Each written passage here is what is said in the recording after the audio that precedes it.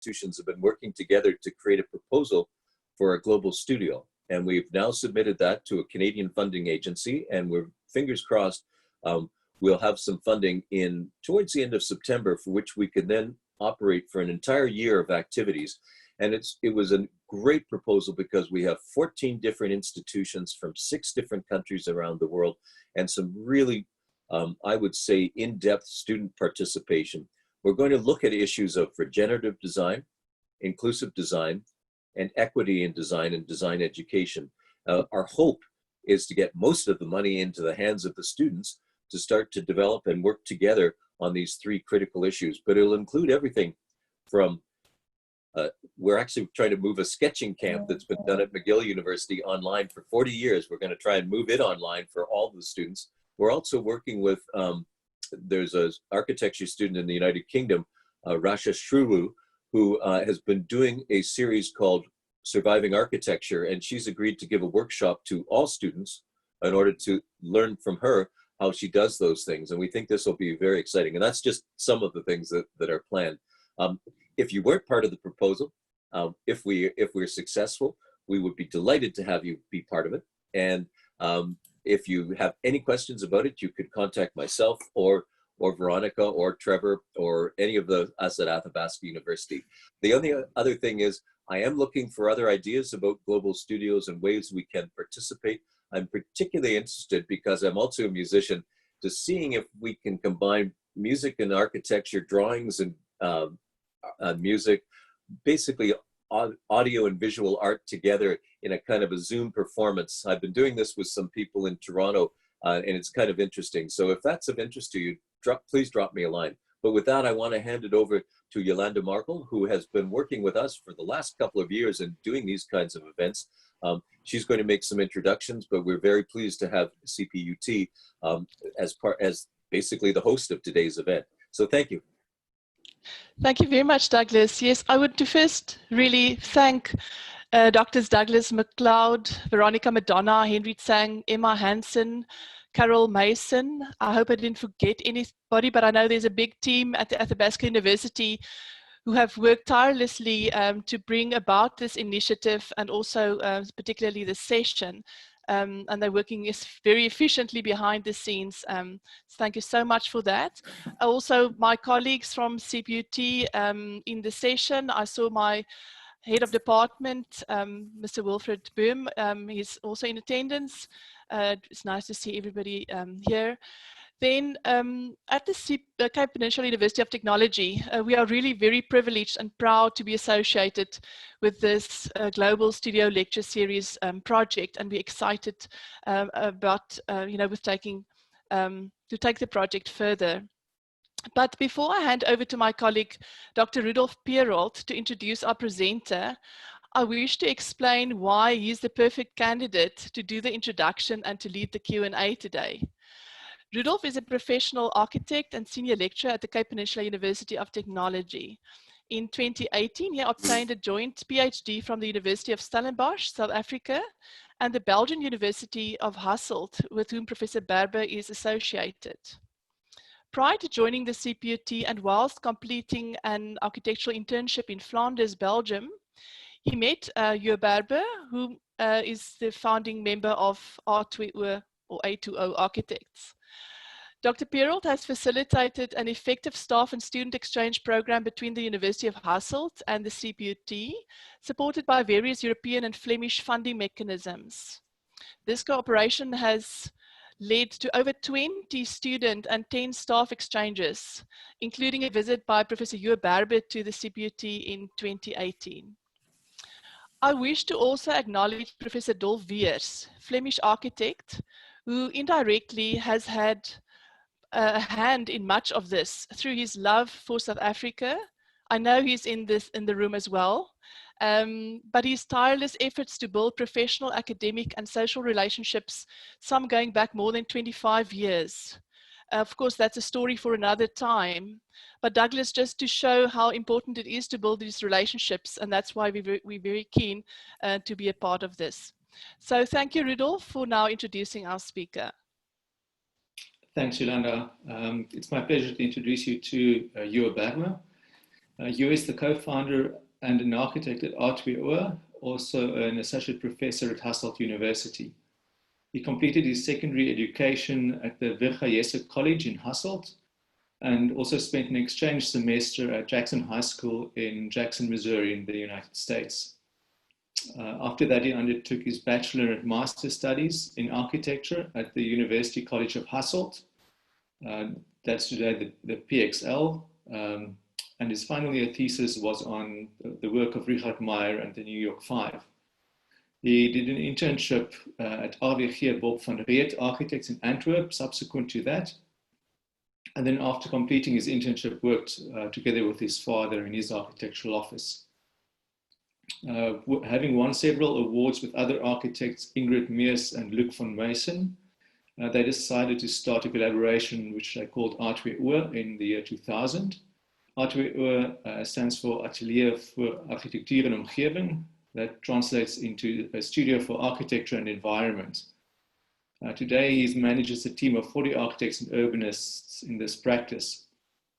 RTWO contributes to national and international competitions, as well as exhibitions, lectures such as this one today, as well as publications. I'm very happy to have gotten my hands on two of their very beautiful publications of their work. They continuously tread a fine line between the academic world, the arts, and society. Since 1992, US taught at the Faculty of Architecture and Art at the University College of Hasselt. This faculty was inaugurated into Hasselt University about 7 years ago in 2013. And Hugh has, shortly after that, became an associate professor. He currently coordinates the Masters in Architecture and also the International Studio in Architecture by means of stimulating students to explore and design from an international point of view. I'm going to close with how RTWO describes themselves on their website. They say, we are an agency of dreamers with a firm grip on reality. We like to be inspired, and in turn, we try to do the same for others. And I think that will be the case tonight, or this morning. Thank you, Joe. Thank you, Rudolf, for this nice introduction. This makes me blush a little bit. Now, on the other hand, it's about 40 degrees Celsius here in Hasselt at the moment. We are 5 o'clock in the evening. It's still very hot, so I'm very grateful to have the opportunity from the Athabasca University, but also Cape Peninsula, to join you tonight or this morning for a lecture. I will try to share my screen. Veronica, please stay by my side if it works.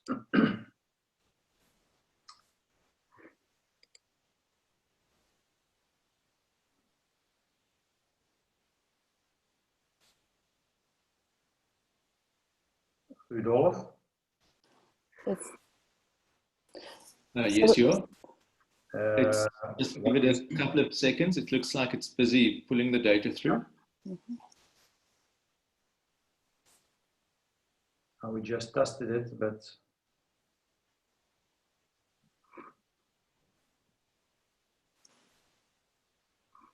I will stop share and then try it again.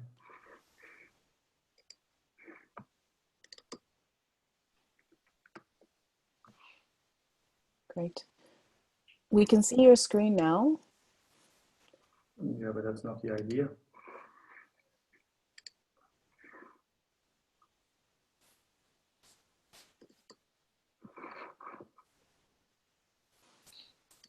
Yeah, I think you can just, if you just open the presentation to full screen, it should pull through to the screen.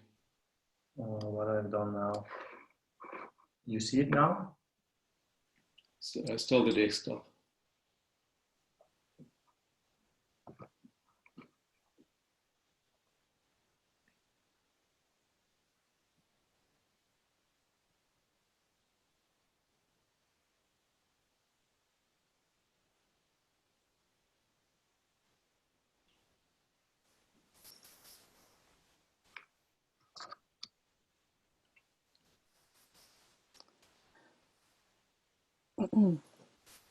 When you share screen, do you see an option to pick different screens?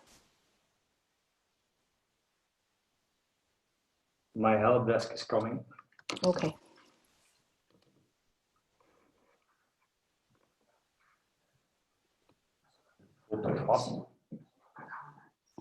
While we wait for you to get the presentation up and running, if you have any questions that you would like to pose to him during the presentation, you're welcome to put it in the chat box, and between my colleague Yolanda and myself, we will collate them for answering afterwards. You see my screen now? It's perfect, you can see it, full screen. It is full screen now, huh? Could I perhaps just also ask that anybody who still has a camera on could switch it off? I think it just helps us to focus on the presentation. Thank you. Okay, then we're up and running. Hey, thank you, Gillian. Strange. There was a kind of a pause here and on my computer. Maybe it's because it's too heavy, I don't know. Can you confirm that you see the image now? Yes, we can see it, Joe. Okay, thank you. Good morning, good afternoon. Thank you also for the warm welcome. As Rudolf mentioned, A2O stands for the Office for Architecture and Environment. It's an agency. We are at the moment with 50 people working from Brussels, our main capital, and Hasselt, which is, I will show you later on, close by Maastricht and Luik. English is not my first or my second or my third language, but I'll try to do my best to explain. And please, if you have any questions, put them in the chat box. And I think Rudolf or Yolanda will collect them, and please ask them. The team that I would like to talk to you about is the work of A2O, and the main team is DEGROWTH, because we think we also call it Weiterbouwen. It's a German word, DEGROWTH, and I will explain you, I hope to explain you at the end why we think this is such an important topic in architecture, in our built environment in 2020 and the years that are coming. It's about rethinking, about redesign, about reuse, and about recycle. And I have 4 slides with some text up, but I would like to show you them in the beginning because I think it puts down a clear standard of the talk that I want to give to you. This lecture will explore the themes of connectivity and contextualism from our portfolio that range from crafted work with religious historical buildings to research on housing programs and public buildings. We have 4 themes always in our plans in A2O. We try to make a smart plan. I will try to explain you what we think that might be. We try to make evocative spaces. We always look for a kind of a context situation and appropriateness that we look for. And we think it's also important in architecture to have an innovative approach to construction, smart construction plan that is behind the whole thing. And we hope that these are the themes that you will find in all of our work when you look it up on the website. Frugality, kind of a soberness, is a theme that is now these days extremely important and also becoming more and more popular in building industry. And with an eye to the transition towards sustainable society, we think that reduce, rethink, reuse, and also recycle, which is mostly the most difficult one, is very important to use that in architecture. Reuse can be seen in the redevelopment of buildings, and we will show that to you. And recycling is a concept that applies to circular building, a concept that is still fully in the making and that we try to implement every day in the projects that we try to make now these days. And the factor of time, and that is an important one, is potentially a positive force in the built environment. The everyday built environment, only to limited extent, manifest perfect examples of identifying monumental equality. And we think time is extremely important. And because our cities are mostly fragmented and split up, showing scars, flaws, gaps, repairs, and adaptations, they are unfinished. And they're also a little bit imperfect, as you could say. And each generation tries to mold, takes what it gets, tries to mold it a little bit and give it further to the next generation. And that is how ideas, time and time again, how they cooperate with the environment. And the question that we like to pose today is, what is the role of the architect in all of this? What can we as architects, as critical spatial thinkers, because we think that's what we are, what can we do in this whole thing.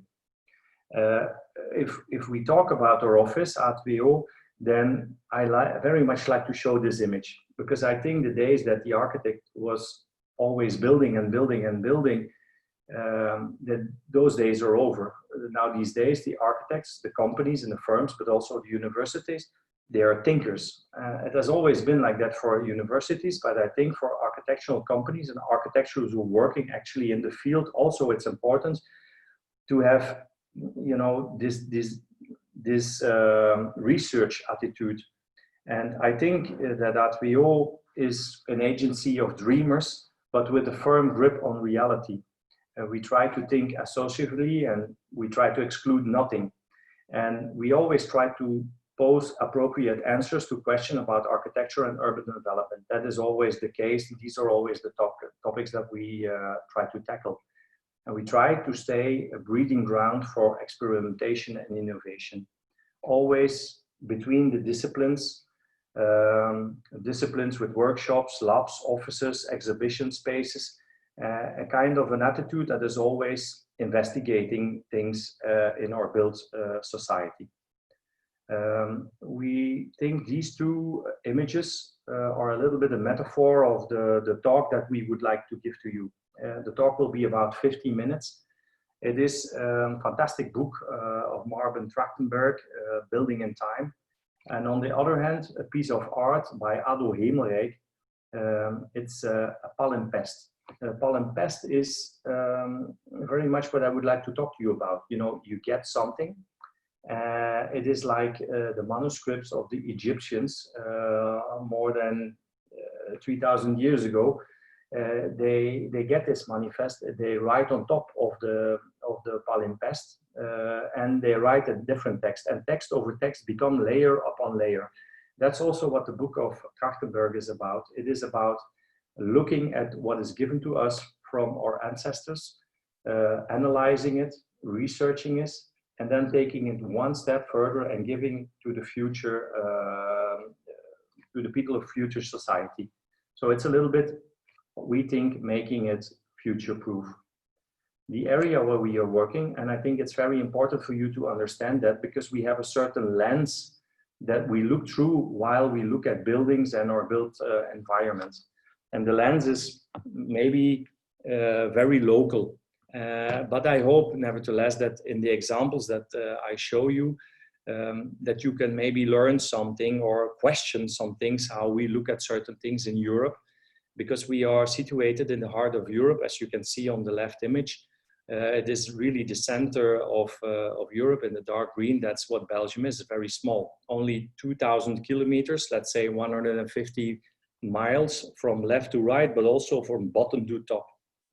And actually, even this small country is subdivided in three parts. We have Brussels in the middle, which is the main capital. And we have the northern part where we live in Flanders. And we have a southern part, the Walloon part, where people speak French. And they are connected maybe a little bit more to the French part to France.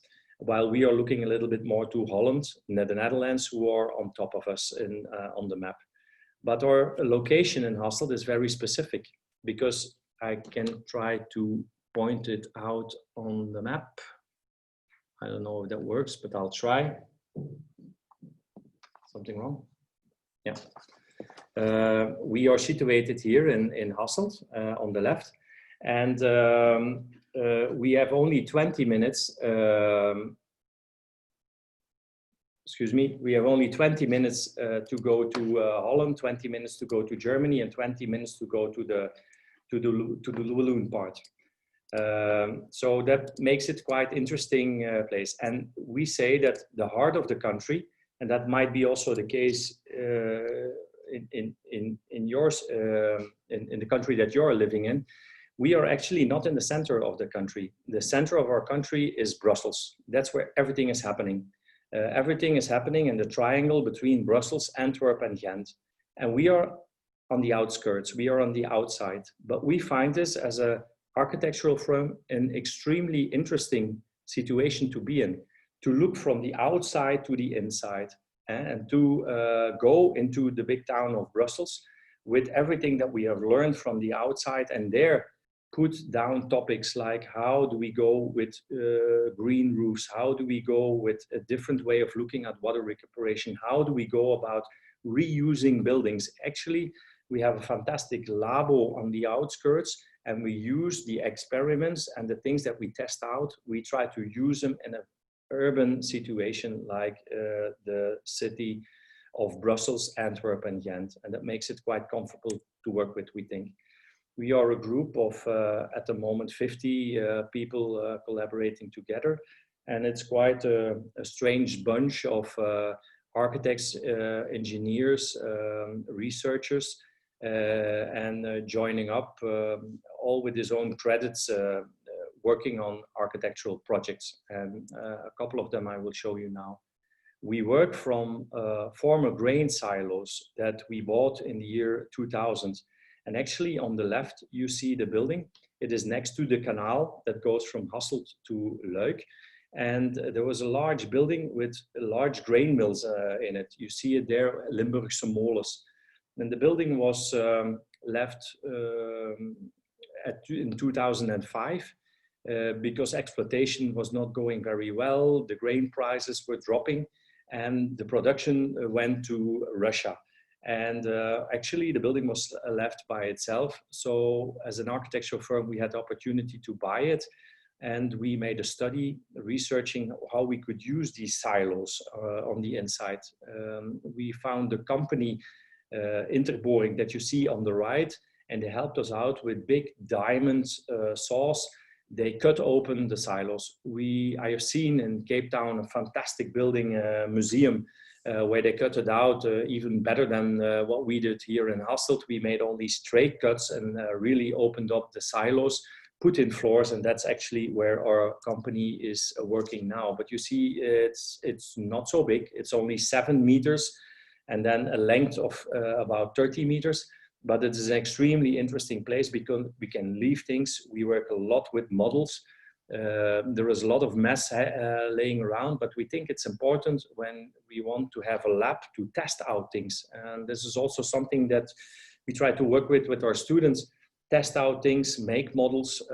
Even in COVID times, during the Corona crisis, we still are able, I think, also with our computers to sketch out and to test out, to leave stuff on the left side, work on the right side, and then go back a little bit like a painter does with this oil painting. I think that's very important and something that we like to embrace in our architectural firm.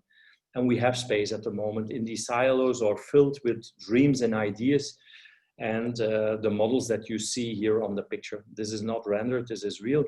And when you have ever the chance to visit Belgium, please stop by. Remember that we are in Hasselt, only 70 kilometers from Brussels and Antwerp. You're always welcome to visit us. This is looking on the outside, but it was a challenge because, you know, it's an industrial site. We have on the right a company that works with old televisions. We have a music company there. There are people grinding coffee, and on the left there's a company that collects gas and fuel. So we were there the first ones in the creative industry to come on this site and to make actually a transformation of this older, formerly industrial site. And people look strange at us. They say, architects, what are you coming here for to have your office in the center of this industrial zone? But together with them, we started a kind of a participation project. On the right, you see this building. I try to show you this building that you see. This building on the right here. It is a project that we did whenever we came here 10 years ago. We wrote out a competition and we asked architectural firms and architects, students all over the world to pitch a good idea to make a kind of a stop in the middle of the street that we would build together with all our neighbors, actually the companies and the firms that were already surrounding us on this in this site. And we had the chance to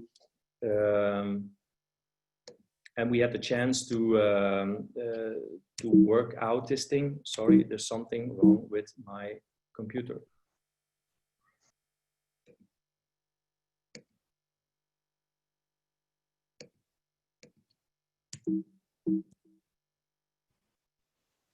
Rudolf?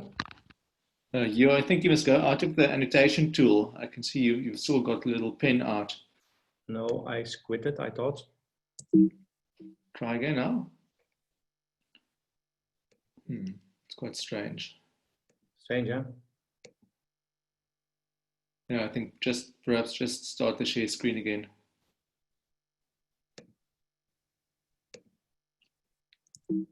Perfect.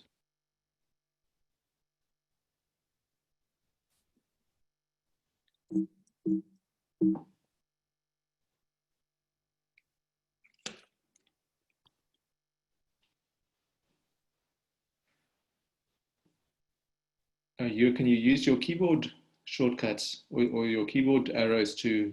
No. Yeah, how it's going. Yeah. So that's actually what we did. The competition was rolled out. A guy who later on worked with Peter Zumthor, he made a fantastic proposal and we built it together. It was actually a participation project. And you see here on the left that with the whole company of A2O and together with all the neighbors, we started this participation. So it was all about enabling these new ideas, this transformation of this location from going from a strictly industrial zone and embracing the creative industry a little bit on the side. And this is actually the Uni, the project that we did. 4 stories I would like to tell you. We selected 4 stories to illustrate the way that we are working. Complex and extraordinary assignments or challenges that we love to meet. And you will see that complex housing projects, an innovative school building, a relocation of religious industrial heritage. It's a little bit of everything that we like to do. We go from a master plan, but also to furniture design. And maybe that's a little bit strange, but for us, it's all the same. Each project, whether it's small or big or large, it is treated a little bit with the same passion. It's always starting from an attitude of openness and respect. And our attitude and approach are always the same. And the result is always different. And that makes it so interesting. On the left, on top, we have the Verriesse secondary school, the one that I studied as Rudolf mentioned. It is an extension and it's restructuring an urban campus. Then we have Steufde en Lommel under there. It's a crematorium.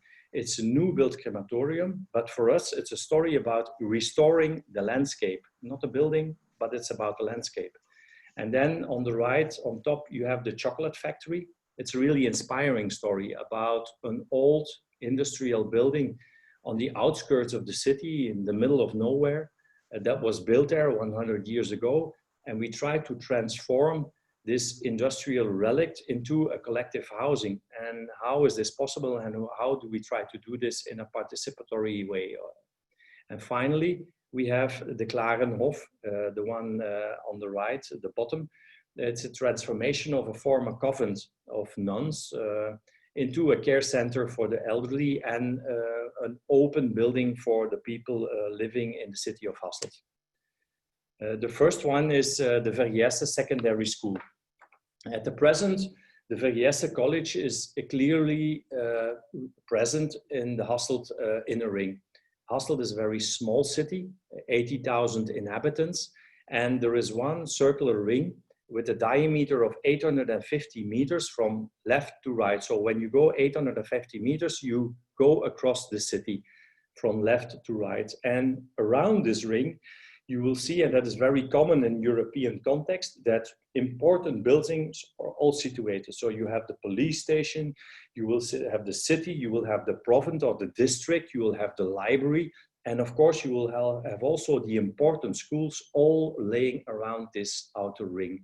And the school is one of them. In Hasselt, the people call this school the Harry Potter College. And today, the mission for us was a little bit different. The school building needed to be flexible. It must be able to adapt to an ever-changing pedagogical and didactic trends. And a new thing that also came up, these were all boys' schools in the previous century. But around 2000, 2005, you would see that girls were also coming into this school. Everything was mixed up. That was quite new here in Belgium, but it meant also that school infrastructure should be changed and that toilets should be changed, that you had also to take care of a new public of youngsters that they would join also in this building. And so that was quite a challenge for the building that we had to design. I found, together with my colleagues, a beautiful image, a gravure of more than 120 years ago on the left, where you see that the building as it is presented now is still the same building. Only what you see in front here, where they had some gardens and some trees, that is left, that was taken away, and there were cars now at the moment. So our suggestion was to take these cars away, and here you see very good on the right hand side, Hasselt, the 850 meters that I talked to you about. And when you see the small star, that is actually where the school building is situated. So it's a prominent location. So the master plan, the brief, was straighten out the building, make a good layout, and take care of the building management. They asked us also, is it a good idea to stay on this location? Because we have also a large plot of land on the outskirts of the Hasselt. And it's also possible to build a new building and maybe sell this one and make a kind of a housing project here on this case. But we thought with this historical idea of this school, a fantastic school that meant so much to the city, we should very much look into what its importance is, how beautiful are the spaces, and is it possible to reuse and to readapt and to rethink certain spaces. And the existing situation, as you see here, we had to create a link between the 19th and the 21st century. The project provides appropriate infrastructure. It is centered around the student who wants to develop freely and unconditionally. And it's the idea that the monumental character of the 19th century, it is as emasculated, and the school is no longer the reflection of the knowledge is power, but it should be a young and an open urban culture. But of course, this was the building like it was presented. So what we did this adaptation on the inside, and the one that you see here on the left, the new extension that we did. It's all about the circulation. The key for us was how can we combine the building volumes from the different periods around a single central entrance hall, which completely then redefines the circulation through the building. And you can see that when you look at the plan, I will not annotate anymore because then we maybe, I mess up again, but here you see very much on the vertical and horizontal axis where you have the hallways. And actually on the left downside of the plan, there you see where we did our new extension or transformation. You see it on the plan, and you see also what we did. We enabled this by building new entrance stairs. It is opening up the volume that we added next to the main building. It defines the character of the location. It is also withdrawn from the city boulevard, and therefore it creates also an empty space. And that's really nice. When you come there in the morning, you will see that the students are sitting on the staircase, waiting when the classes start by. It's actually, they're still in the city life while they're all already on the steps of the school. It is a shallow set of concrete steps that lead to the entrance. It's a perforated steel plate that marks the new entrance building with that you see here on the picture on the right. This circulation within the renovated building is functionally clear. It is easily recognizable, and it starts around an oversized entrance zone. And this is actually when you enter the door, we opened this up. This staircase existed already, but we opened it up and we made it a little bit more spacious. It's a kind of a decompression chamber for 1,000 students and a place for meeting and communicating. Another challenge was the toilets. That seems to be very minor thing, but the entrance hallway, that's where the two wings meet. It's also the location for the link with the new toilet area, which is in a sunken position in a corner between the two wings. And the solution to solve this huge problem, it is given actually by the building itself.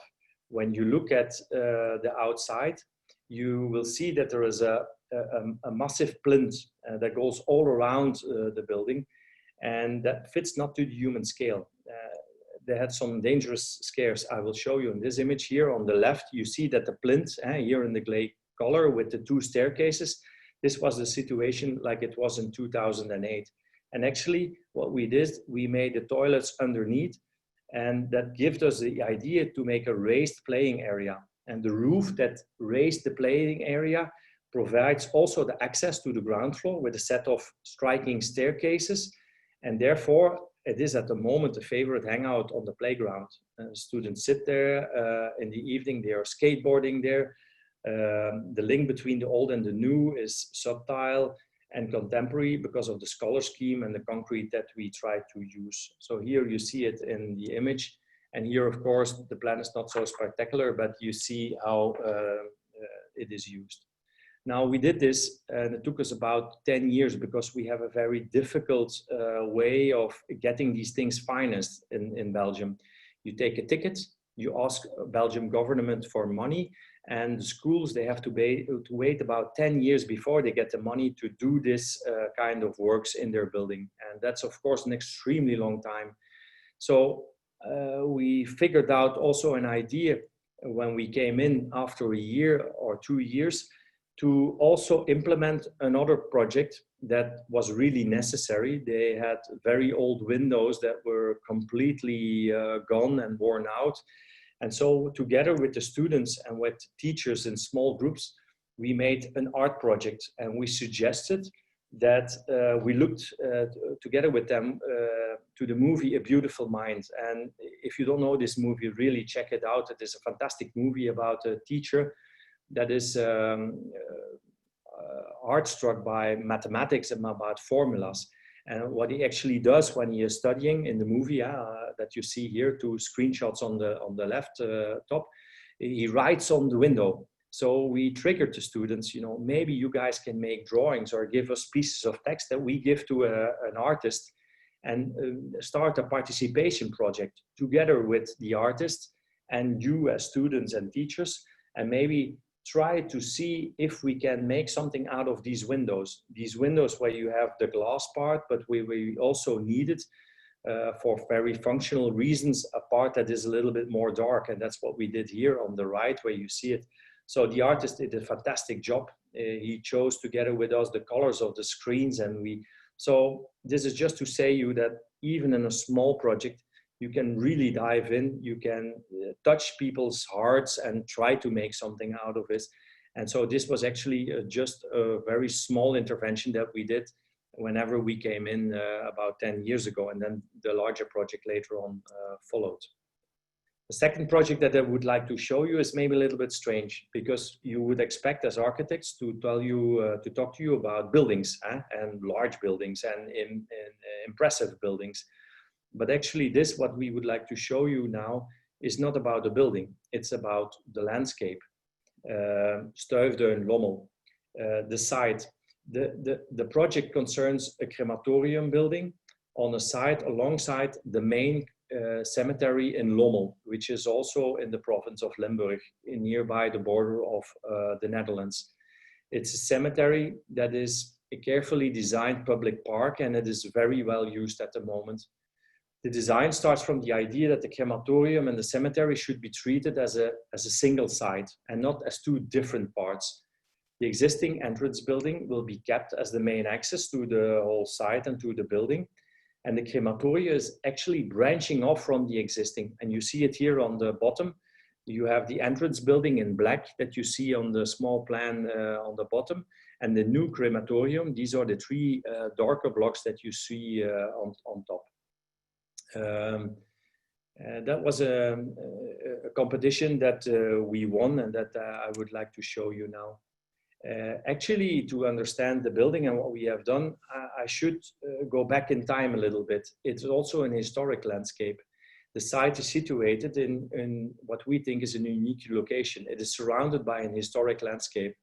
And due to the mining activities of the coal mines in the past, the top layer of ground had become a field for wood production, and it was used in the mines. And actually, this is the wood production that you see here only merely 60 years ago on the picture on the left. And Crematorium Stuifduin is foremost a landscape restoration project, therefore, because the top layer, a layer of fertile ground, that one was stripped, and the wind gets a hold over the loosely grained soil, and it creates a subtle relief. And the seeds, they are still stored in the soil, they are exposed and spontaneously cause the return of heather and grasses that you have. And those are so typically in that area, and that you see here on the picture on the bottom. So it's all about landscape design. Here on the left on the picture, you see how the wood in this scheme of left open and wood, left open and wood in this intersection, you see with the angled stripes where the new crematorium is situated. For us, it is also a landscape in transition. After man has helped the landscape, nature will look for a new balance. And at the cemetery, with the absence of explicit religious symbols, the universal power of nature replaces, we hope, a little bit the sacred part. And the proposed landscape design is characterized by the search for an untouched earlier landscape. And the plan was made by Pieter Dane as a landscape architect, and he did, we think, a fantastic job. And the outdoor space, if you see this slide and you understand it, then you understand the whole building. The restoration project will be initiated, which aims recreating the natural balance between the pine woods and the heathland and the sandy landscape. And the landscape enters into a dialogue with the human interventions in the form of footpaths and exterior spaces and the architecture. And actually, what we try to do, we like to make a journey. And the journey is one of the main themes in the design of this project. The ceremonial rite that is so typical of saying farewell to a loved one. You could say that rite, it is a journey. And the crematorium is more than a building, it's a site that guides you on this journey. As if walking through an exhibition, going from one experience to another. Just like in case of a farewell, there is no way back, only a continuing path from one chapter to the other one. And this makes the Crematorium Stuifduin a sequence of spaces with typical sections. As you see here in the cuts that I present you on the right, you see that there is a path that cuts through the landscape. There is a low edge of the gallery around this atrium framing the view. And then it submerges courtyard where nature almost enters the building.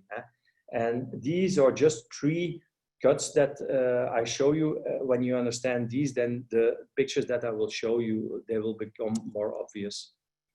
The plan, as I showed you earlier, there are three main volumes on the site. There is the crematorium building, there is a ceremonial building, and there is a catering building. And we say goodbye to the family afterwards.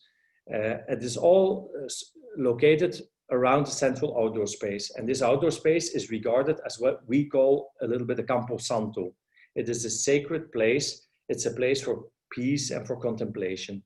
And in other words, the three spaces, one is a technical one is a sacred one, and one is a convivial one. And they embrace a fourth interspace, and that is the place for space, for peace and contemplation.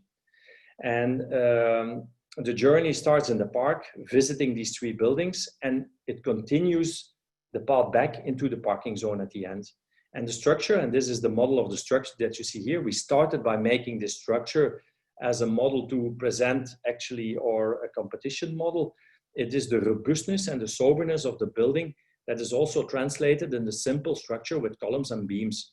And you see they're a little bit thicker than what they should be. They're a little bit higher than what we actually need. And that you will find also very striking when you see the images. The start of the ceremony now, it starts here with that pot. I will take you on the journey. The ceremony actually starts, of course, in the park. The pot cuts through the landscape and takes the visitor into another world. The lowered pot changes the viewer's perspective. The relief of the landscape, they are experienced in a different way. And the experience is forced. It's a little bit, it forces the visitor to a kind of a humbleness toward nature. There is also a kind of a soberness.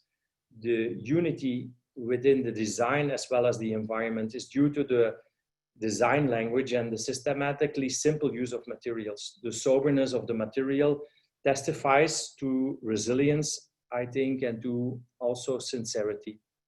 There are no aesthetics materials. They're honest, robust, sober. It's a brick, it's concrete. What you see is a little bit what you get. And then you arrive at the Campo Santo, that open space that I talked to you in the middle. We feel the low edge of the gallery around this atrium. It's a little bit lower than what you expect. And the visitors, they can only see trunks of trees and whatever is happening actually on the ground. And this is this middle space that you see. The everyday, the radical measurements and the unusual dimensions of the concrete brick and the laminated wood beams make that it is sublimated a little bit maybe. And the interior that I show you now here on the left, you see that we made wall-to-wall windows. They are always visible. You look at life, you look at death of the natural environment, enters the building. Religious symbolism is not possible here in this case, since all religions are welcome, but nature seems to have the potential to take this place maybe. And the interspace back at the Campo Santo, there is this central place that you see on the right. As told, this is the cutout landscape, but at the same time, it's the place where the landscape seeks between the built-up area. The color, the materiality, the rhythm, they make that it's a building that is easily absorbed, I think, with the surrounding nature, but it remains upright thanks to a strong backbone. The material that we used, we studied very hard on that. We are so lucky here in Flanders in Belgium to have a fantastic brick industry. It is the most beautiful project, the most beautiful product that we know, and we like to use a lot of bricks.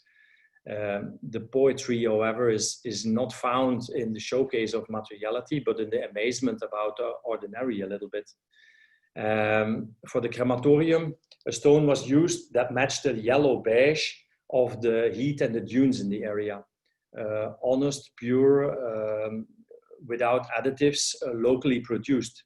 Actually, what they do is they make a large ring oven and they stack them here. You see that the people are actually making the brick that we use for the stuifduin.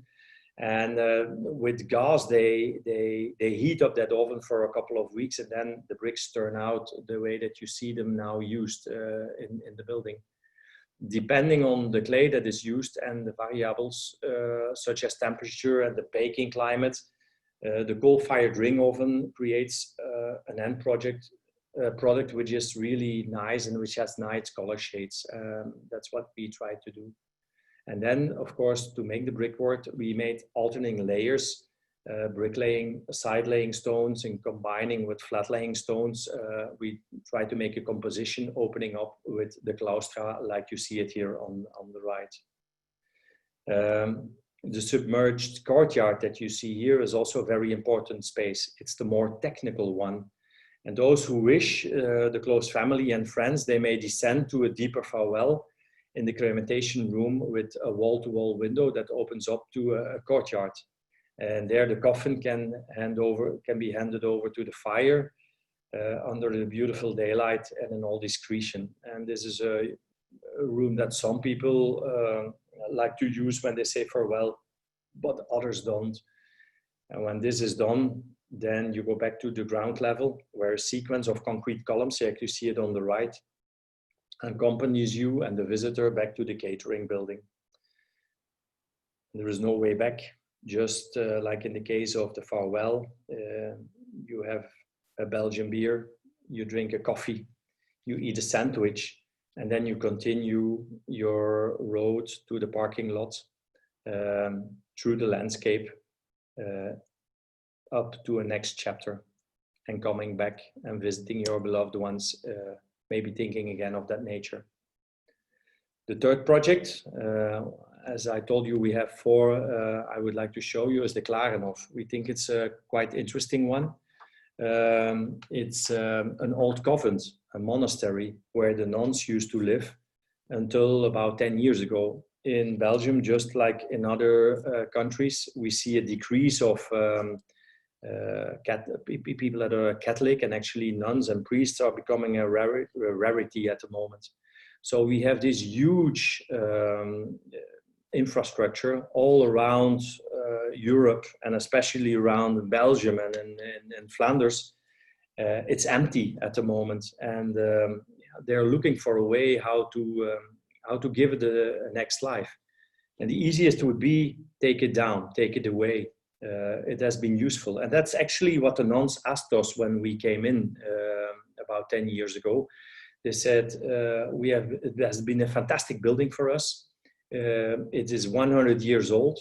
We have prayed here, we have lived here, we died here, some of us, but now we are done. We are going away, we are going to another city where we will live and continue our work. But this, it's like a code, we have used it. Please tear down the buildings and make space for something new that helps the people from this local community. But when we visited the building, when we were able to visit, what is not very easy because it was a closed convent, but at a certain moment we were able to go in. We thought it's maybe not the most fantastic building, and it's very poorly built, because at that time buildings were built quite cheap. As you see here, for instance, above this window, they make the brickwork. So they didn't need any concrete nor a steel beam to get all the bricks up. So this very simple way of building, it goes for the whole of the infrastructure that we found. But what is also important, that the nuns who always lived there and who prayed for the people in the community, that they were also linked in the heads of the people. So there is also something like, in the continuity of the mindset of the people in this community, it was not possible to take down these buildings. And so we proposed another solution. On the left side, you see the picture of the existing building like we found it. You see the typical form of the chapel that you can see with the pitched roof. And then, of course, the convent. And the convent had 2 parts. It had an inner convent. These nuns never came out. So they actually lived between these walls and around the patios that they had. And then you had the outer monastery. There, about 10 nuns lived. They came outside. They did groceries and the shopping. And people in the community, they knew these nuns. These outside nuns actually formed the in-betweens between the inner nuns and the community. Our proposal was not to take away the buildings like the nuns asked us, but actually to enhance them and to make them even stronger. If you understand the diagram on top, this was what is given to us in the beginning, what we found.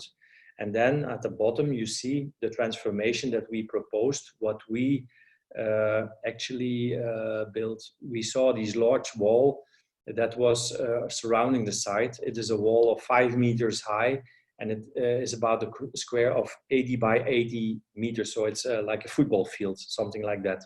And it gives you a little bit an idea of the scale. These were not the nuns anymore that we found there. It is a young group of Clarisse. This is actually the Clarisse that you see here on the left, but they were only at that moment that we visited, only 7 nuns left, and I think the youngest was 75 at that moment. So they moved to the city of Genk. They left the building like you see it here on these 3 pictures. But it's a fantastic place with fantastic patios, a little bit nature was not kind to these inner courtyards, but anyway, it was silent, and it's an oasis of a patio of silence that you see. Here on the right, you see right after we left the buildings with all the green roofs. And you see also how we introduced a new team of housing on this site.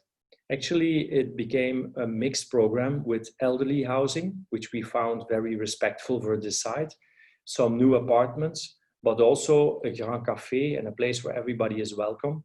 And in the chapel, we opened it up, and we could say that it was a community center. So people actually who are living there, but also people from the street and people living outside in community in the city, they come there, they practice, the choir practices there, the school gives their the diploma festivities. There is sometimes a lecture. It's a very open space. It's part of the city at the moment. You see on top how we found it, and then the extension that we did. And actually, we didn't build too much on the site itself, but we tried very carefully to leave that as it is, and to put the new building on the right side, like you see it on the drawing, but you will see it in the other pictures a little bit better. We went in again a couple of months ago, and my colleague Stefan was overwhelmed by how nature took over from these inner courtyards, the buildings like we saw them. We had a very clear designing proposal. It is, we leave what is there. All our new elements, you will read them in our architecture. As you see on the left, they are painted black. When we needed larger windows and openings, we made them open, and we made them also in black. So you have this also this materiality, which really stands out, the old versus the new. We left all the elements that we found on the inside, also in the courtyards, as you see across. We didn't take anything away. We just left it as it is. It's a very pluralist function at the moment, but we left what is there like we found it. These are the inner courtyards, where you see that we added, because it is very difficult for this monastery, the cells of the nuns, they were extremely small. They were only like 3 by 3. And that is too small to live in now these days. When you have a couple that wants to stay there in a larger room, then you will need to add 2 or 3 rooms together. And it left us with the challenge of how to make the circulation. Again, it was here about circulation. And what we did is we introduced this new glass element on top of the roof. It was not a pitched roof, but it was a flat roof when we found it. And we added a hallway, actually a corridor or a circulation, a backbone that we made out of glass and wood. And therefore we could use all these smaller rooms of the sisters as new apartments for the people living there at the moment. At the moment, the project is used by 60 people who are living there, and about 40 apartments. And these apartments, they see them here on the left picture. They are new built. They're on a kind of a frame, also in brickwork, and they also overlook the inner patios that you see here on the right, on the picture down. It leaves us with the picture that was also used for the invitation for today. You see the chapel that is now became an open space. It is desacralized, and it can be used by the university, by the school, by the people who are living in the apartments. We left the fantastic statues that we found on the walls that you see, but we painted them because they were not valuable, they were just gypsum.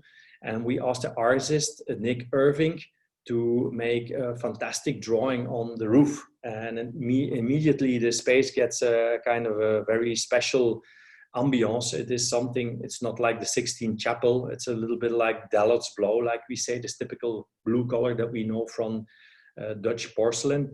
And he made this picture that he drew with a pen on top of the, laying on his back on top of the ceiling. But it makes this space very interesting for people to use. It has a very good acoustics, and it's also climatically perfectly usable. So it's not by taking away, it's actually by adding that this new function was possible. And finally, just to wrap up, one challenging project that we just finished off, and it's one of the first times that I can show it to you, the small city of Nerum. Nerum, who is in the outskirts of Tongeren. Tongeren, which is one of the oldest cities in Belgium, not so large, about 50,000 inhabitants.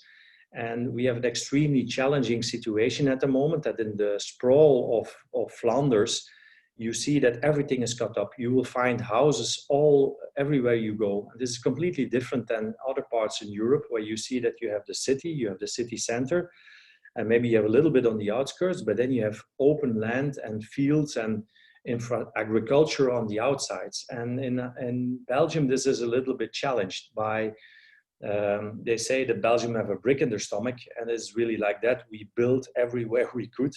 And so you will find in a very small town of only 400 people are living in Nerum, that you see a big infrastructure there, like this one, chocolate factory. And nobody knew what to do with it. The only good thing about it was that the structure is fantastic. It is a concrete structure, the first one in an industrial context in Flanders. But it's also good situated next to a very interesting bicycle road that goes from one big town to another one. And so when the district proposed, the province proposed to make this bicycle lane a prominent and a very important one, then of course it became more interesting to look also at this infrastructure. And maybe if we could transform it, if we could find a suited program for this building or for this structure that we found, then people who would live there could also use the bicycle road to connect to the left city or the right city. And maybe what was always considered as a disadvantage could be turned into an advantage. We found this structure built 120 years ago. These are actually pictures while they were building it. And it's a very strange story. It was a company that was built in the southern part of Belgium.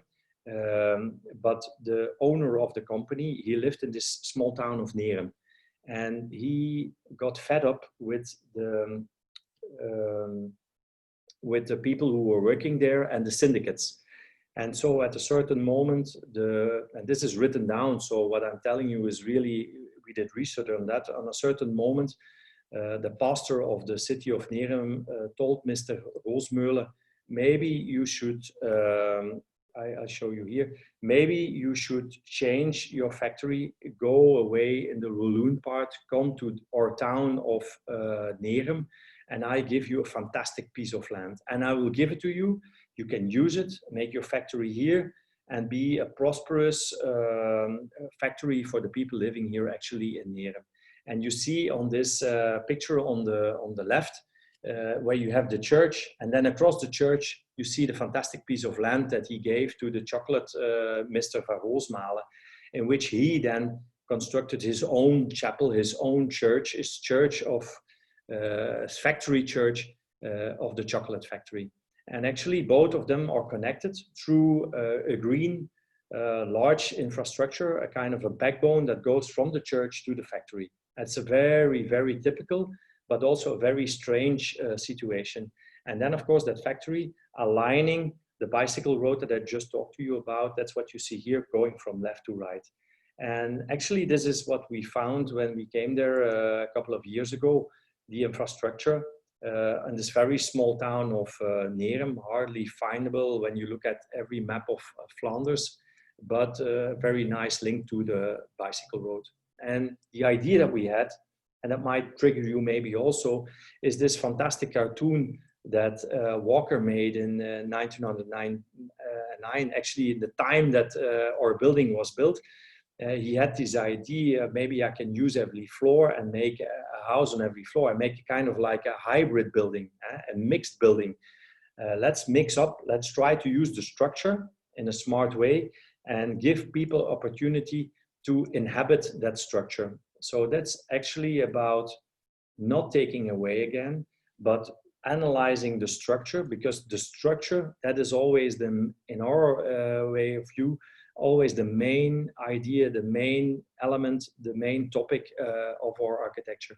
And we study it very carefully. We saw that the structure changed from a grid A to a grid B. There was the entrance, then we had a grid A again, then you had a higher segment, and we tried to introduce the circulation. So after you find how the construction is put together, then you will see that the smart circulation very often gives you the solution that you need to solve an architectural challenge. And what we did here was to introduce a hallway, not in the building, but on top, to put the staircase and the corridor on the roof that you see here on the very small sketch that we made in the beginning. People circulate with an elevator or with a staircase to the roof, and then you enter the roof and you go down to a fantastic living space on top of the roof with a fantastic view. And then you go down with the staircase one floor to find all your living areas and your sleeping floors. While on the ground floor, you could say that there was a structure given to us, 6.7 meters from one to the other side, where you can make fantastic loft apartments.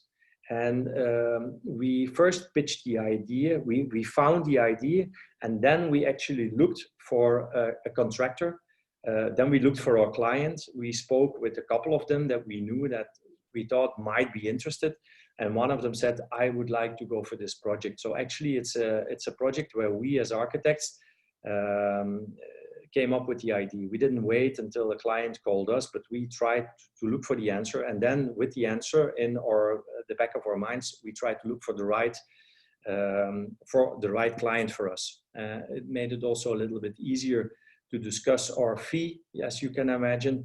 It made it also a little bit easier to continue with this concept that we had, because our client knew this is what I would like to, this is what I will get, this is what I would like to invest in. Here you see the structure as it was stripped and cleaned out. And on the right, you see what I just explained you. You have these loft apartments downstairs, and then you have the apartments on top, where the corridor actually connects each and every one of them. It makes it at the moment a place where about 60 families live together.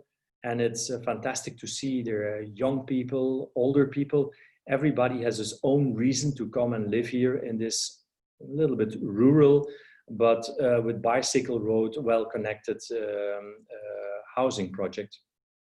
You see some more images. It is about, I think, about degrowth also. It is about rethinking, about reusing the infrastructure and trying to implement with a couple of smart ideas, maybe a solution. It's like putting together a puzzle a little bit. Yeah. Our work went way further than what an architect normally does. We also were involved with the people who were interested in living there. One of our colleagues, Bart, he went there together with Luc lots of times in the weekends to explain people, if they would like to come and live there, what the possibilities are, because our clients sold it as if they were open lofts and everybody could do with them what they wanted. If they had no ideas, then we would make a plan for them. But if they wanted to do all the sanitary works themselves or the flooring themselves, then it was also possible. And you get a kind of a generous space, an oversized space, in which some of them put in a floor and others didn't. And it makes it it looks very homogeneous on the outside, but on the inside, you see that everybody made his own space on the inside, and that makes it a really nice project. The emblematic entrance, as you see, it is a typical Art Nouveau from the 1920s, like we know it from Victor Horta. It is not as strong as Victor Horta's work, but you see that also here with the element that you see in the stained windows and all the ceramics around it. It makes it a really interesting place to stay. Until now, our colleagues are still going there. We made a communal garden in which we grow own vegetables for the people who are living there. We are making now plans to do an extension and to make a children playground. Everybody is welcome there. So it's a really open space, and it's actually about giving a second life to an older infrastructure where nobody knew what to do about it. But also here, getting these people, because now the project is finished and everything looks fine, but it took us 5 to 7 years before we are at that point. And you see here, in 2014, we opened up a pop-up bar. We talked to people who are actually living there, young people. We asked them, we appeal to their entrepreneurship to start off a summer bar. We asked artists to come in and to embrace the building and see how they could stretch the use of the building. Actually, these are pictures that you see. We think it's important to take people by the hand, not to lead them and to be a guide, but actually to show possibilities in which people can grow and see opportunities where they would like to live. And this really happens. Out of these small interventions that we did over the years, I think the people who are living now there on this site, they came at that moment and they were triggered and they were struck by their heart. And that's why they finally decided to come there with their families and to live there. Yeah. Rudolf, I thank you. I especially would like to thank all people who listened this last hour to the explanation. Please have a look at our website. These are just 4 projects that I showed you, and don't hesitate whenever you're in this area. Please stop by.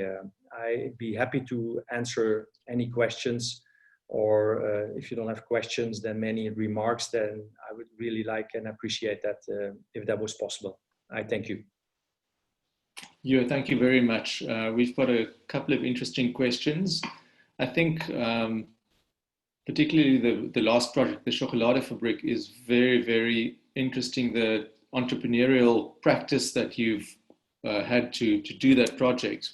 In South Africa today, there was an email from our Council for the Architectural Profession about the impact of the coronavirus on our profession. And I think a lot of people are looking to entrepreneurial practice and making their own projects.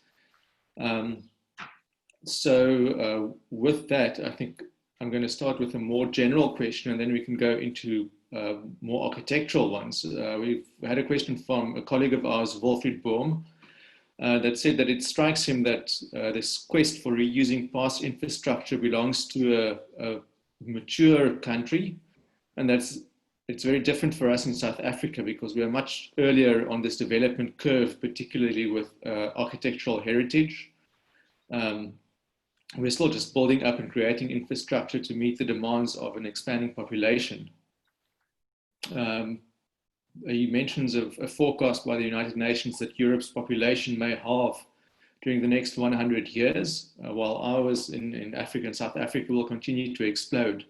Can you perhaps talk about that aspect of a declining population? I know that in Hasselt that's quite a research topic.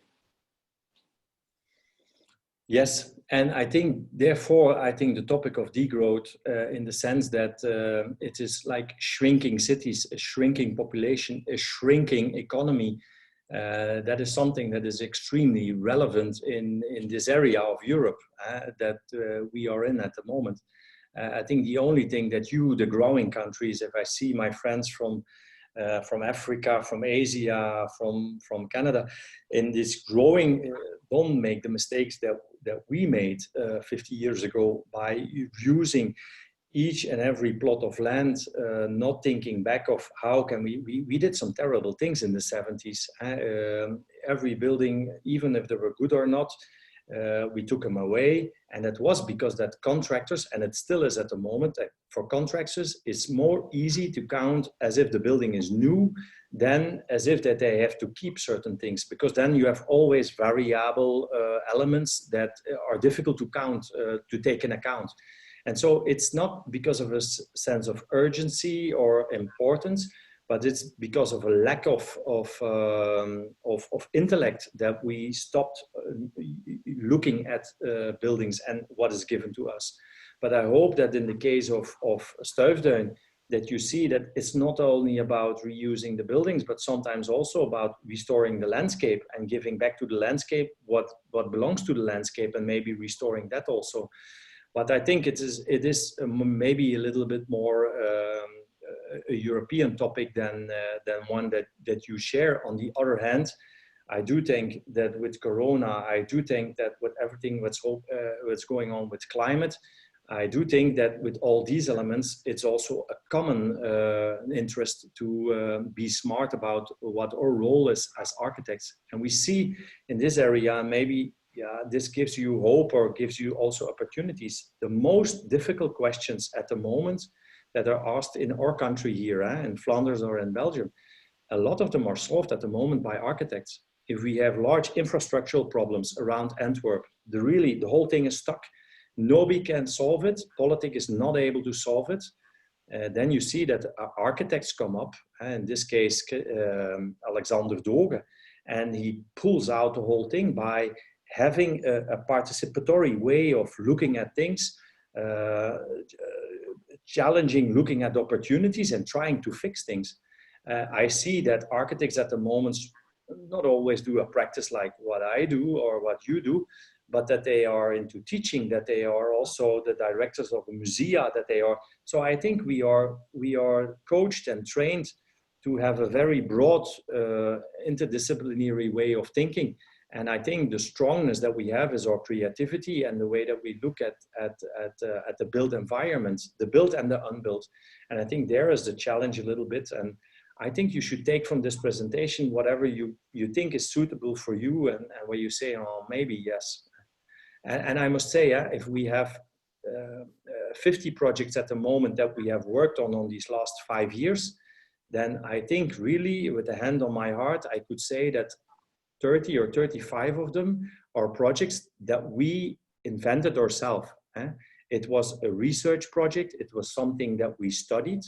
It can be something very stupid. And then with this triggered us to look at a certain problem, and then we looked at the building, and then we said, yeah, maybe we can, and then we changed it around. But it's also a little bit an escape of becoming just one player in the field, where you see that big contractors and all the other ones are taking over at the moment. Thank you, Jo. Next, we've got a question about the Chocoladefabriek from Nicolas Lamoureux. I'm going to combine that with a question from Rafaela Citron. He says, the project you've presented are incredibly beautiful, but it seems that there would need to be some convincing done to get people or clients to see why these buildings or landscapes are worth saving. How do you decide if something is worth saving, reusing, or recycling instead of demolishing and building new? And then linked to that, if the buildings were listed in the Heritage Register, would it have been more difficult to change them, and particularly the Chocoladefabriek? Yeah. The buildings that I showed you, nor the school, nor the monastery, nor this one was listed. And we struggled. I think it's a fantastic question, the first one that you ask. It took us years to find out, but I think if I conclude at the end, then it is about just one mindset. Let's always look what is given to us to keep it, and that is the main goal. That is the main underlying idea.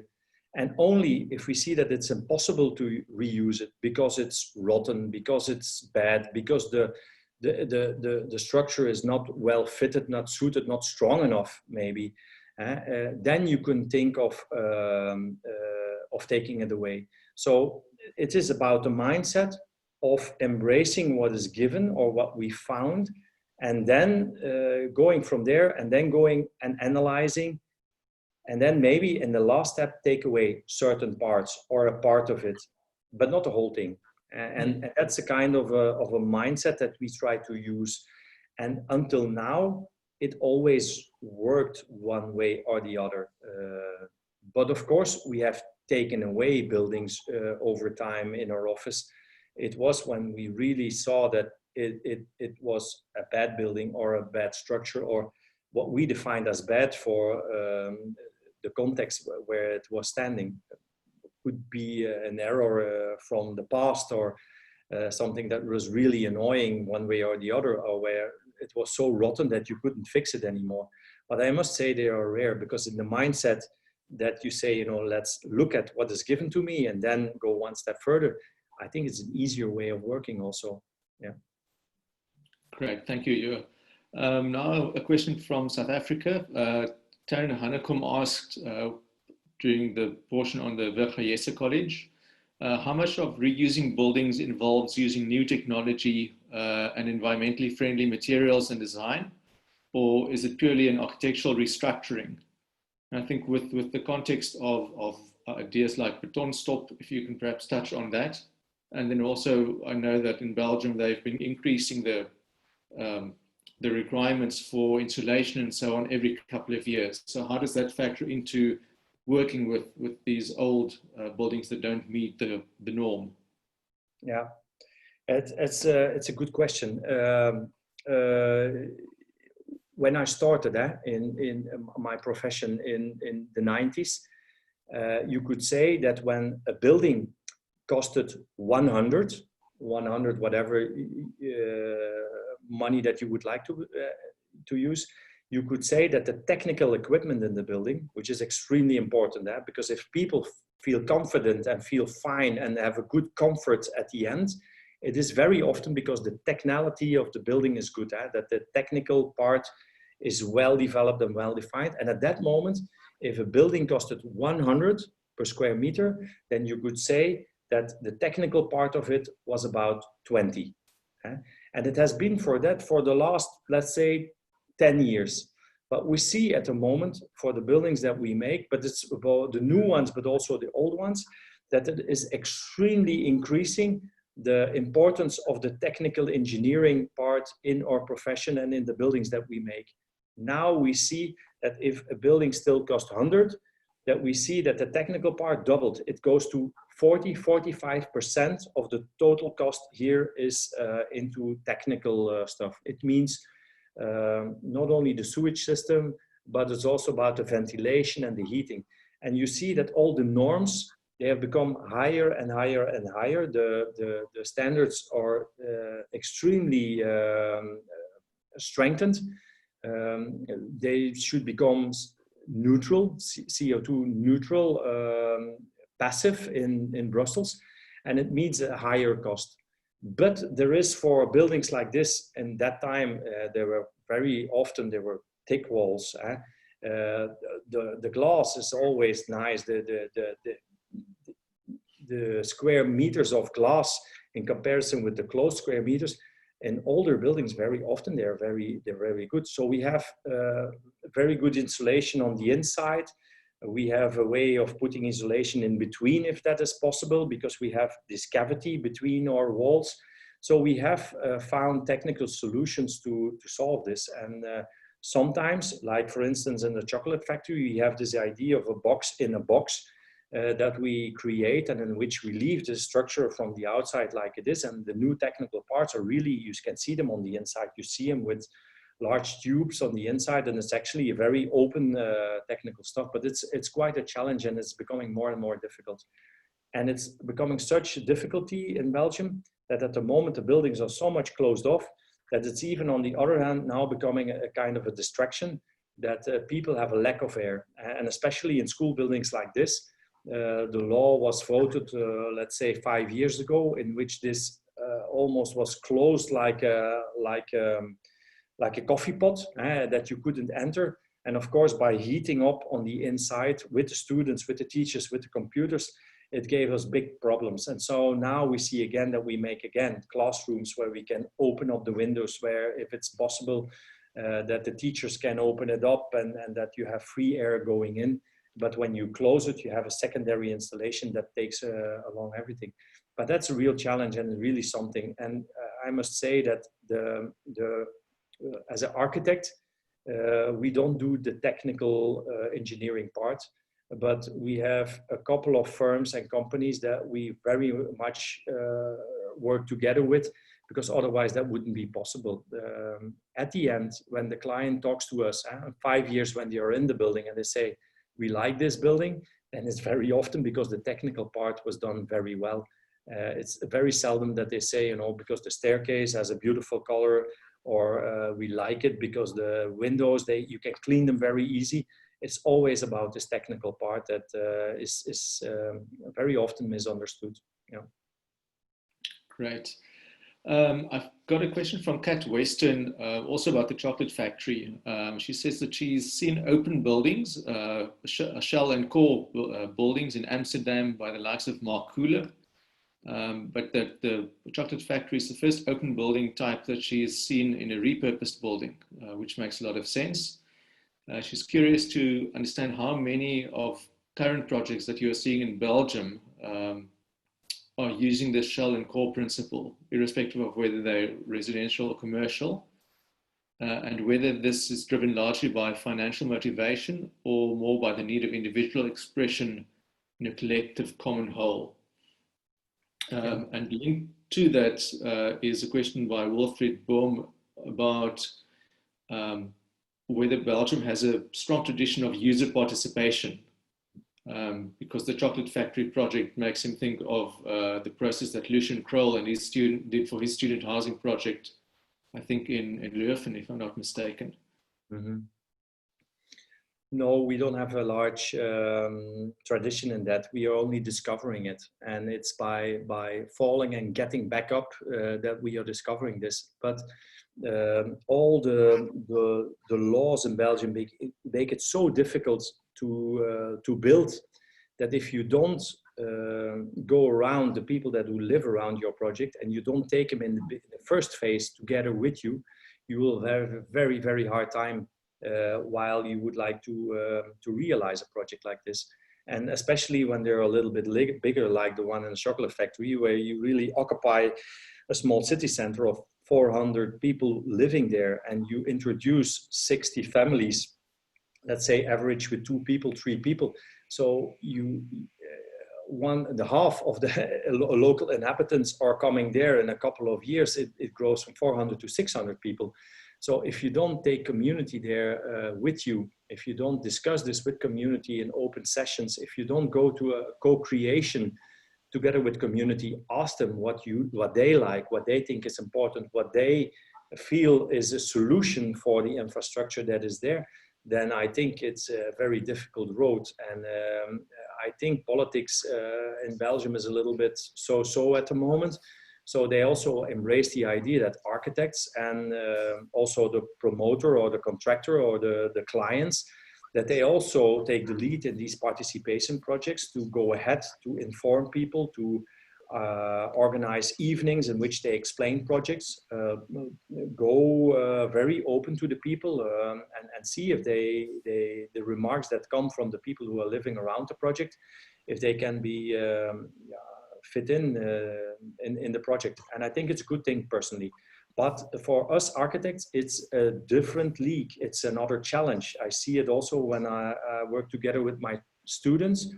But I think in education, this has been a topic for these last years. And I think our young students adapt extremely well to this challenge. And I think it makes things easier also. People actually in community, they are proud now. They are welcome there. They have an open space that they also can use there. There's a co-working space that they can use. There is a small play field that they can use. There is a barbecue field that they can use. So I think it's a 1 and 1 is 3 and it's not 2. And so that I think should be the challenge. And so I think we have a new role to play. And that's what in the beginning of the slides that I showed you, I think there is also a challenge for us to help out our clients who are not always so well in informing, sometimes a little bit sneaky in the plans that they would like to develop. I think it's a very open way of discussing our urban culture and built society. I think the first question that you posed before I didn't know the chat box because then I become crazy by reading all this. But if somebody can link up to Mark Keuler's work in Holland, that would be fantastic, because he is a very, very good architect, and he introduced also the idea of working with these open frames and then putting in a box, working with these boxes, transforming these boxes as individual apartments or housing units. And that can be an extremely interesting situation. It is something that I must say is becoming very, very slowly into the things here in Europe. I think in France they are ahead with that, in the Netherlands also. But more and more you see also in the big towns here in Brussels and Antwerp that we will make buildings where we make a very interesting structure, a very open structure, and that they can transform. One day it's a shop, it's a large supermarket. The day after it can be an apartment building, and the day after it can be an office building when that's needed. And I think Mark Keuler's contribution to the way of thinking is really large. And he thinks, actually the schemes that you see on the left, it could be inspired by his work. So, but for us, it had a different reason. I try to explain you, but it's difficult, but I will try to do my best anyway. The size of the chocolate factory was difficult. It has a size, the beams, the columns, they are around 7 meters, one from the other. And the depth of the building is about 18 meters. And then you have this large concrete element hanging on the outside. And so when you count out these 7 meters on 17.5 meters, it is huge. It is an apartment of, let's say, 100, I don't count that easily, it's 110 square meters. And actually it's big. And if you know that it has 2 floors, that you could say, I make an apartment there of 220 floors. But it was very difficult to make it smaller because it was then not wide enough while it was very deep. So we found ourselves there with a very difficult plan to reuse. So the idea was, let's be generous and let's give big spaces to the people who like to live there, but make what we give to them when they buy, let's make it extremely cheap so they can decide for themselves if they would like to make their entrance and their living rooms open or closed, or with cardboard, or with gold, if you would like. And so the idea was, let's make these open spaces and let people who want to live there make their own. And so actually that's what I did. I think about 70% of the people built their own thing. A couple of them, we made all the wet elements in it. So it means the sanitary and the kitchen appliances that was in. And the rest really did with it. And so it made affordable housing also possible. And it's just because of the size. I think when you would build a new one like this, with the same idea, you would make it smaller. You would make sure that you have elements maybe of 60 square meters that you could rise up to 90. And then you could make one larger one, 120. And maybe there was one on top that was 150. But here they were all 120. So that meant that there is a reference to the work of working with lofts and with Mark Keuler. On the other hand, it has a different beginning here in this case. Thank you very much. We've got time for one more question. I'm going to combine a comment and a question. Vicky Sales says, thank you for the presentation. Restoring and appreciating old and existing infrastructure and bringing to life by restoration is a more friendly and respectful way to keep the old and to introduce new architectural methods of design and construction using sustainable materials. And she says that they use a similar approach in Greece, where she's from, especially restoring and respecting the landscape and the historical, the heritage importance of our monuments and buildings. So with that in mind, I want to ask you one last question, a kind of more stylistic question by Peter Budai, that asked about the role, if there's a chance for organic architecture in Belgium, particularly in public places. And I think that links to the Chocoladefabriek entrance, particularly the idea of Art Nouveau and the heritage of Victor Horta. Yeah, to very much, very quickly I think our friends in Greece have the most fantastic landscape ever seen. If it is on the continent or if it's on the islands, I think the way that we look at our landscapes, we can learn a lot from them.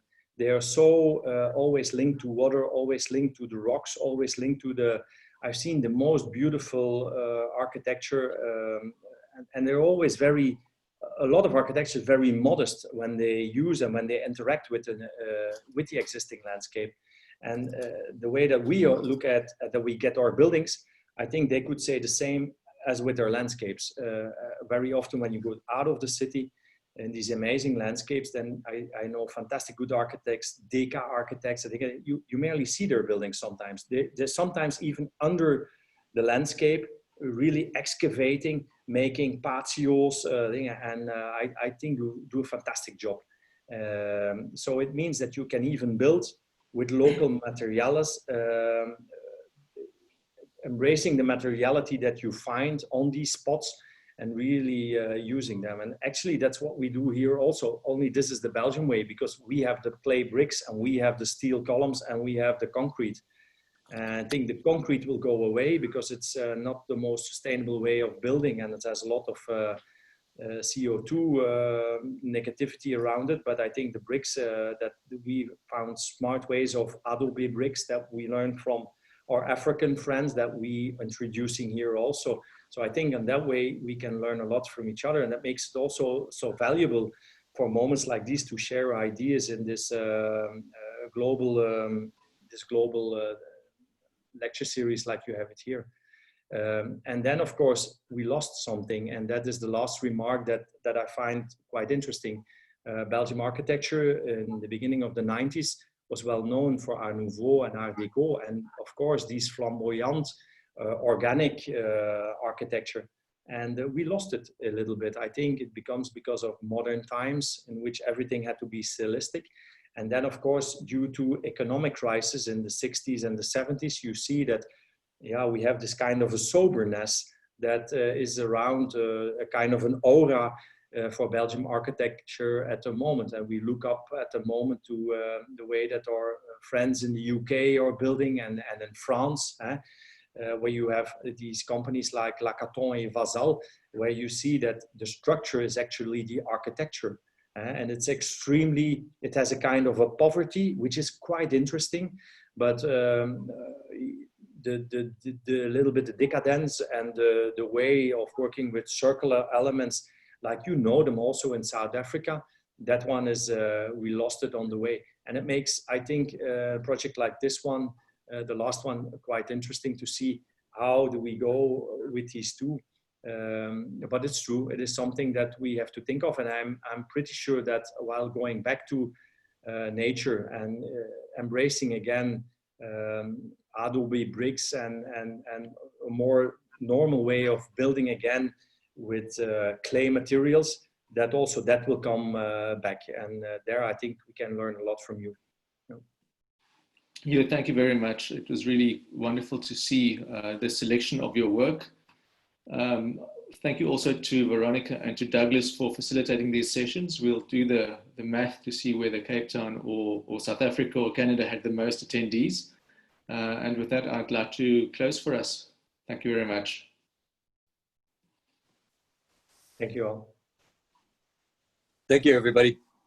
Thank you. Thank you, Joe. Really great talk. Thanks. Thank you. Thank you. Cheers, everyone.